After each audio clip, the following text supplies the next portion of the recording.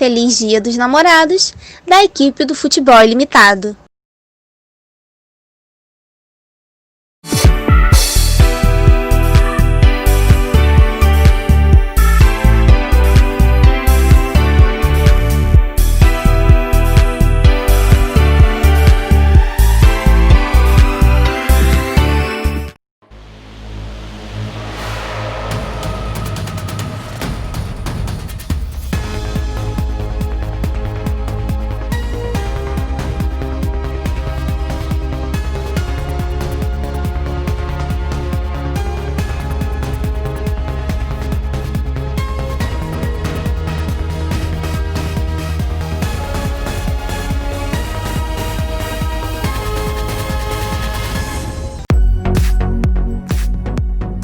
Alô, amigos do Futebol Ilimitado, estamos de volta. Aqui é Fábio Castro e agora eu queria comentar com vocês, fazer uma breve análise de uma partida que resume bem o momento do futebol feminino nos aspectos táticos, né? Aquela questão do desenho de campo e a maneira que se busca, né? Os times buscam jogar no futebol feminino, principalmente as seleções.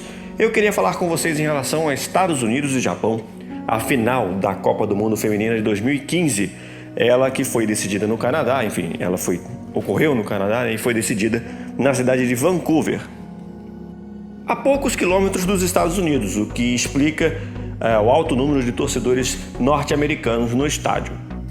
Ali era o início de uma geração vitoriosa, né? Uma geração que viria a conquistar 2 Copas do Mundo pela seleção americana. Tinha ali as 4 jogadoras de frente, a capitã Lloyd, né? A meia Rapinoe, e as atacantes Heath e Alex Morgan, mais centralizadas essas 2 últimas, que são essas grandes jogadoras, né? na frente da equipe nessa geração. Contra a equipe do Japão, que era naquela oportunidade a atual campeã, a atual sensação do futebol feminino mundial. O Japão havia inclusive ganho o título mundial em cima dos próprios Estados Unidos em 2011. Nos pênaltis, na época, a brilhante Romae Sawa era a atacante da seleção japonesa e inclusive mais tarde foi considerada a melhor do mundo naquela oportunidade, a The Best da FIFA. Mas o resultado da partida foi 5-2 para os Estados Unidos. E eu vou aqui pincelar alguns potenciais fatores que fizeram a seleção dos Estados Unidos marcar ali com tanta facilidade, enfim, deixar essa partida um pouco mais simples, um pouco mais fácil. A eficácia americana chamou muita atenção naquela decisão de 2015. Com apenas 5 minutos, foram necessários apenas 2 cruzamentos na área, cruzamentos baixos. Uma equipe que tem uma estatura baixa normalmente deveria se concentrar mais nesses cruzamentos. Porém, a bola passou com muita facilidade, a transição é impressionante como o Japão entrou desligado. Foram 2-0, 2 gols ali rápidos contra um Japão altamente desligado. E os Estados Unidos, pelo contrário, né, em alta voltagem naquele início de partida. O Japão claramente entrou sem foco na partida, enquanto que a gente pode perceber o valor da torcida local, né? Os americanos lotaram Vancouver, o estádio, e a força da torcida fez com que as americanas percebessem que era um jogo para sufocar, né? Um jogo para tentar abrir uma margem maior, uma maior vantagem. E a facilidade foi premiada com 3-0. Impressionante, uma falha defensiva absurda, né? Uma bola mal tirada pela defesa. A Holiday é quem aparece por trás da zaga para acertar o ângulo. Impressionante como a falta de concentração japonesa ela causou um dano, né, na partida que era incalculável naquele momento estar perdendo por 3-0 jogando com a torcida contra, né? Uma decisão de Copa do Mundo. Eu acho que no futebol masculino uma situação como essa, eu acho que nessa oportunidade, pelo menos em 2015, no contexto, né, de 2015, jamais ocorreria. Porém, né, a gente sabe que são 2 trabalhos diferentes. O futebol feminino ele tem uma pressão ali um pouco menor em relação ao futebol masculino. Acho que essa pressão ela vem crescendo mais, inclusive a seleção brasileira vem sendo cobrada, né, ultimamente até mais cobrada em relação à estrutura, em relação a melhores condições de trabalho. E essa pressão, ela não afetou as japonesas, né? E tanto é que depois do 3-0 o time japonês se abraça e tenta acalmar as arestas. Muita tranquilidade no momento que a tranquilidade normalmente é fator pouco comum, né, digamos assim. Mas aí a gente está falando mais de uma questão de cultura, então não vou tocar muito nesse assunto. Aliás, o lance do gol da Holiday é um lance que deixa muito claro que evidencia, digamos assim, né, que a falta de estatura no futebol feminino pode ser sim decisiva.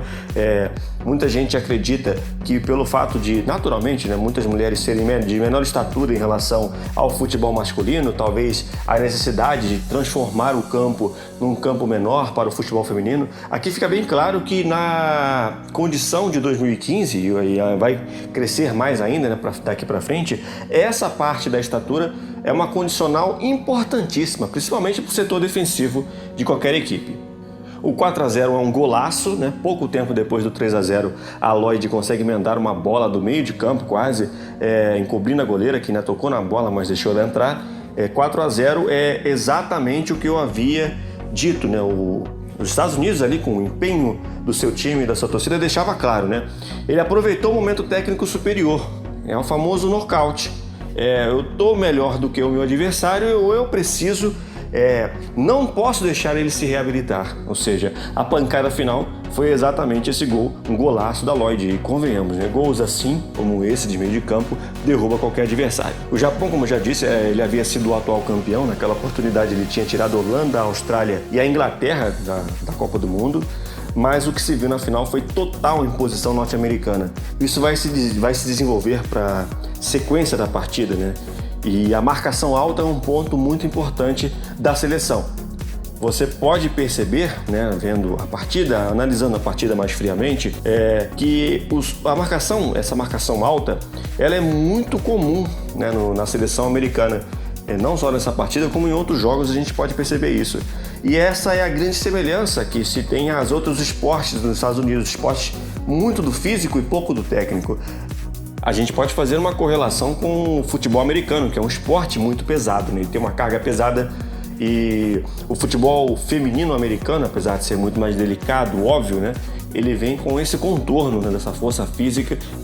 A semifinal dos Estados Unidos diante da Alemanha foi um jogo que exigiu muito, né, do físico da seleção americana, né?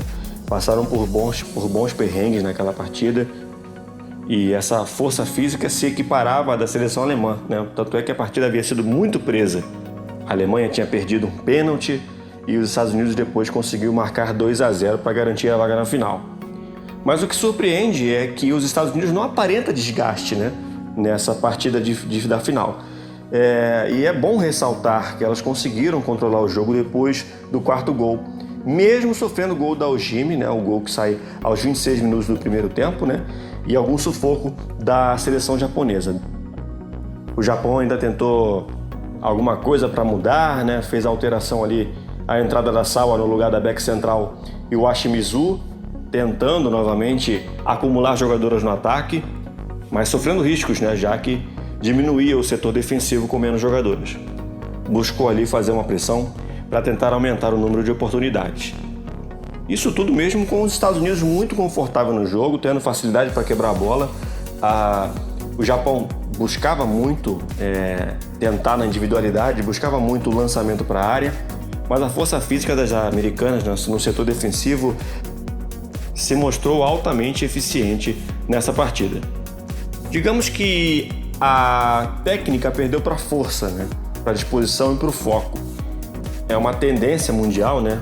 A força física explorar mais, e os Estados Unidos têm essa força, né? Tem essa condição física muito valorosa, que é um dos fatores que a gente tem que colocar, sim, quando falamos de seleção norte-americana de futebol. É muito importante o trabalho físico que os atletas, né, fazem na seleção americana. E isso só vem oriundo de boa estrutura, né, meus amigos? Não tem como discutir isso de outra maneira. No segundo tempo, apesar de o Japão buscar o jogo, a bola, ela atravessa a área japonesa a todo instante, dada a intensidade dos cruzamentos baixos norte-americanos que haviam dando certo, né, no primeiro tempo, nos 2 primeiros gols.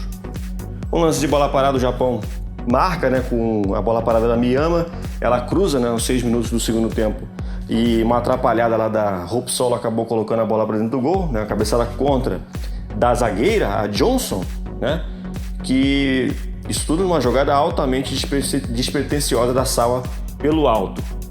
Mas não demorou muito para os Estados Unidos fazer logo o quinto gol, e novamente com jogadas aéreas de bolas cruzadas, né? Só que aqui uma bola parada, escorada no segundo pau pela Bryan e finalizada pela Riff na entrada da área, digamos que no ninho da pequena área, com a defesa do Japão totalmente desguardada e bagunçada. 5-2, que nos minutos finais, os minutos seguintes até o final, foi apenas sustentado o terceiro título naquela época, dos Estados Unidos. E o que vale se ressaltar, mesmo com os 2 gols do Japão, os Estados Unidos não se assustou, né? O Japão não conseguiu se encontrar na partida. E aí o que eu queria chegar no final, essa conclusão. Qual a sintonia que a gente pode fazer disso com o futebol masculino? Que é uma pergunta que eu me faço sempre, né? Temos todas as diferenças, as disparidades, mas algumas similaridades, né? Aqui a gente tem uma corrente parecida no sentido de que existem sim mudanças no estilo de jogo.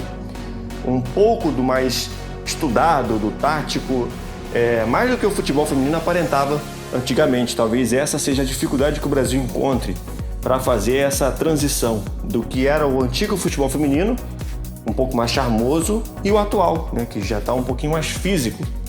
Essa Copa de 2015, pelo menos essa decisão, em parte, ela ganha importância ao consolidar essa geração dos Estados Unidos, né, que com essa grande partida conseguiu se transformar numa potência mundial de futebol feminino. E cada vez mais a gente tem provas que capacitam os jogos femininos a serem analisados e estudados. É exatamente por isso que eu estou trazendo essa análise aqui para o canal. Os dados, os números das partidas ganham muito em similaridade com o do masculino. Apesar de que em quase todos os jogos as goleiras acabam sendo mais decisivas. Esse é um ponto que eu preciso tocar com vocês, porque as falhas são muito comuns, né? Inclusive nessa decisão, a gente está falando de decisão de Copa do Mundo, a gente tem uma falha grosseira das goleiras. 2, né? No caso, uma da Hope Solo e a outra da Kai Rory. E eu acho que talvez um trabalho mais focado no desempenho das goleiras, né? Assim que retornarmos o futebol no geral, precisa ser um trabalho reforçado na categoria feminina. Mesmo a Hope Solo, né, sendo uma grande goleira, né, da história, uma das maiores da história, né, e deixou a seleção por motivos extracurriculares, digamos assim, mesmo ela sendo uma grande goleira, ela falhou de maneira esquisita nessa decisão. É claro que a cobrança, desde já, a gente tem que fazer de maneira diferente em relação ao masculino, justamente por conta da estrutura que eu falei. Mas essas falhas de goleira também sempre chamam mais a atenção de quem acompanha futebol feminino. E acho que é uma das grandes lacunas, podemos dizer assim, em relação ao trabalho do goleiro do futebol masculino. Mas enfim, peço que vocês, né, deixem o like, se inscrevam no canal, e nós projetamos aí mais análises táticas em relação ao futebol masculino também aqui no canal. É isso aí, galera. A gente se vê na próxima. Aquele abraço. Valeu!